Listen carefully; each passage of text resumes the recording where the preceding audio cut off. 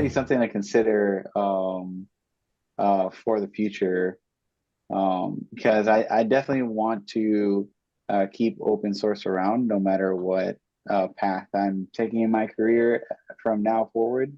Because I really like that particular idea that you brought up, Phil, which is just being able to collaborate with people no matter where the world you're in. And I think it also kind of falls into the umbrella of it doesn't really matter what age you are, what position you have at your company.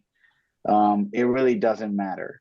At the end of the day, it's more like, did you make a meaningful contribution to this thing? It's going to go in regardless if it's good, you know? No, and I mean, and think about it this way as well, just from a career advice standpoint.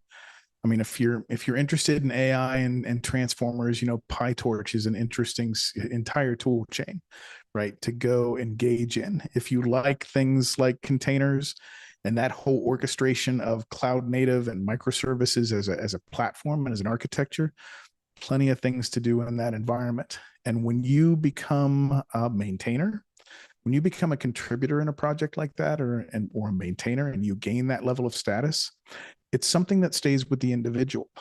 And that's one of the most empowering things about open source.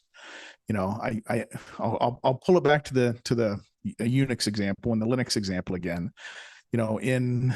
Before Linux existed, you either worked at IBM on Unix. If you were an operating system guy, you either worked at IBM on their version of Unix called AIX. HP had HPUX. Sun had Solaris. That's pretty much who you worked for. And you could have been the top engineer in that operating system at IBM. But if you went over to HP, it's a different set of code, right? So you're starting at the bottom. You don't know why they made the decisions they made. It's an entirely different architecture. You've never really, the code doesn't run the same way as your old one. So you're starting at the bottom.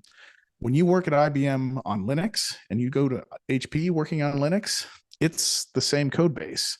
If you're a contributor or a maintainer of the x64 code branch, you don't lose that when you change companies. So that reputation, that value to your company, it stays with you when you move, and it makes developers much more mobile.